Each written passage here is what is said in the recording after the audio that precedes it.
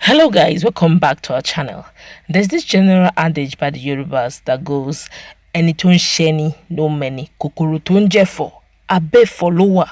Let it not be that all these happenings that is going on around Igboho and the fact that things are really going down in Oyo State, it could be that there are insiders that are really within the environment, not necessarily have to be Yorubas, but an insider that is actually performing this dastardly act. But before we go into the news proper to find out what is going on, as already herdsmen have been seen allegedly with truckloads and heavy ammunitions raising into town. But before we go into the newspaper to find out what it is and what they have successfully done, we'd like you to subscribe to our channel by clicking on the red subscribe button. Beside it, you see a bell notification icon. Please go ahead, click on it to get notified as soon as you update our channel on YouTube. Well, the police also have reacted to what happened before the burning of Chief Igboho's house. It's actually a 2-in-1 news, but let's find out what happened. Operatives of the Oyo State chapter of the Western Nigeria Security Network, more commonly known as Amotekun, have intercepted a truck loaded with gunmen suspected to be herdsmen heading to Igangan community in the recently troubled Ibarapa area of the state. The truck, with registration number TUR30ZY, is registered with KB State, and the Amotekun officials found 25 guns, 10 dogs in the truck alongside the suspects. Well, St0rm reporters had told the suspect, or heard that the suspect had been handed over to the police authorities in Ido for more profiling. The Oyo State Amotekun Ido units, led by Benga Olarinwaju, made the arrest.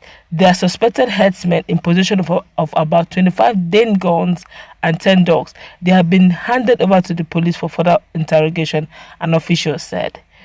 There have been unrest in Igongo in Ibarapa recently due to worsening insecurity, kidnappings and killings. This escalated when a panel Oduduwa Nation agitator Chief Sunday Adeyemo, more popularly known as Sunday Igboho, issued an ultimatum to Fulani Herdsmen believed to be behind the insecurity to vacate the house or vacate the state. Igboho himself on Sunday narrated how some criminals fired bullets at him at Seriki Fulani of Igango, Saliu Abdulkadir's place in Ibarapa, but they did not harm him. Earlier on Friday, Iran youth had also attacked the Seriki Fulani after violence erupted in Igango, Ibarapa in the Fulani community, during which the houses and property of the Seriki Fulani Abdulkadir was burnt. Abdulkadir had told St0rm reporters that his wife and children were sent out of the settlement, adding that 11 vehicles and houses were burnt. Well, Onadeko had vowed to bring the masterminds of the attack on Fulani community in Igango to justice, reiterating that the security agencies would not watch while some criminal elements take the law into their hands. Wow, but let's quickly find out what the police found during the investigations, which is still very much ongoing, before the burning down of Chief Sunday Adeyemo's house in Sako.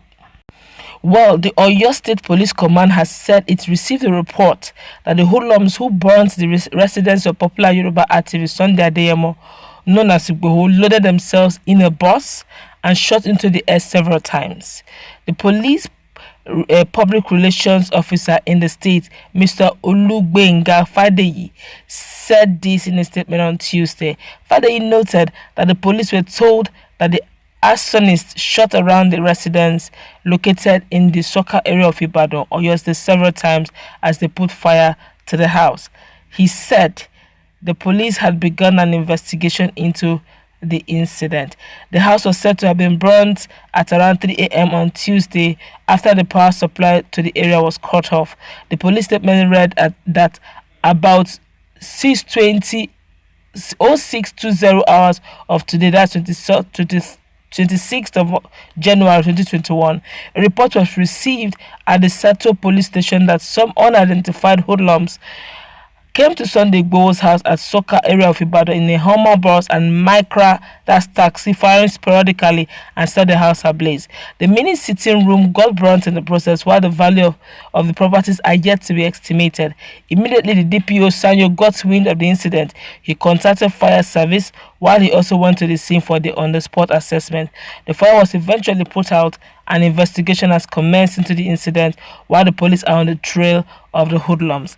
Now, this is becoming a regular occurrence. In another news, somewhere in southeast, in Olu, we have also Eastern Security Network battling it out with the army, and this is actually South have issues, Southeast have their issues, Southwest have their issues in the same one Nigeria.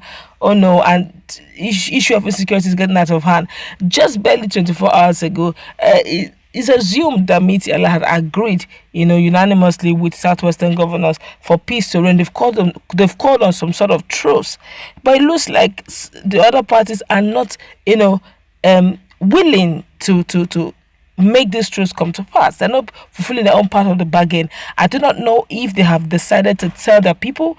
I also do not know if Miti Allah have, given the information, passed it down to their people. But going forward, if the investigation shows, which everybody's alleging, that obviously it is actually coming from them, and what would 25 suspects of allegedly to be Fulani Herdsmen, you're seeing their pictures, what are they doing in Ibarapa? What are they going to Gongo to go and do?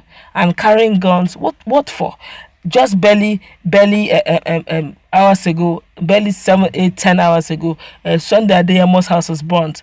They said, like some saying we say, there's some proverbs we said, cat pikin cry today, pikin cry, cat die. What's the correlation? I don't know. But what it means is that with these people coming into Ibarapa town, I hope there's security on ground. Because one thing I do know for sure, if there's a retaliation, because there's this general saying, there's this belief system over the years, we have gone to realize that any form of harm or harms where if Fulani has been come to harms of any kind, the community will pay for it dearly.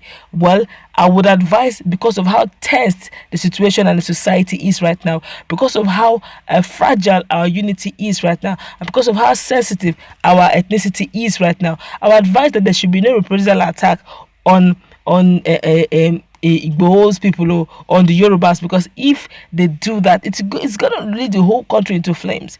ESN and the army are on in the eastern part battling it out, and now here in southeast, southwest, we still having the same issues.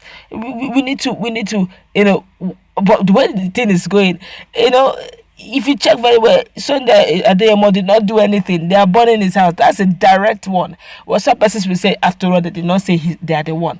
But what is 25 Fulani Herdsmen going with guns? They are not Amotekun. They are not vigilante.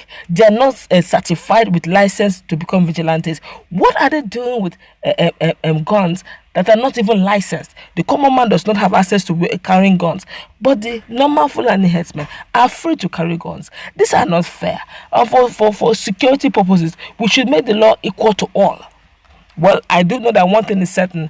Adeyemo may not even if Sunday Adeyemo wants to let it low, that investigation comes to full course. But I do not know if this is going to. But I feel that this may not be the end of it all. More is coming. Just a few hours ago, a Fulani herdsman in the bush was challenging that the Yoruba should get ready. And obviously, I think they should actually be watching their back. Things may actually be unfolding as time goes on. That's why we're going to wrap it up. Let's move to that comment section. What's your take on what is going on? 25 Fulani herdsmen allegedly seen towards Ibarapa, and Sunday Adeyemo's house burned as at 3 a.m. today. There's a lot sinister moves that we do not understand, but I know that eventually time will tell. Let's move to that comment section. Let's interact. What's your take on this?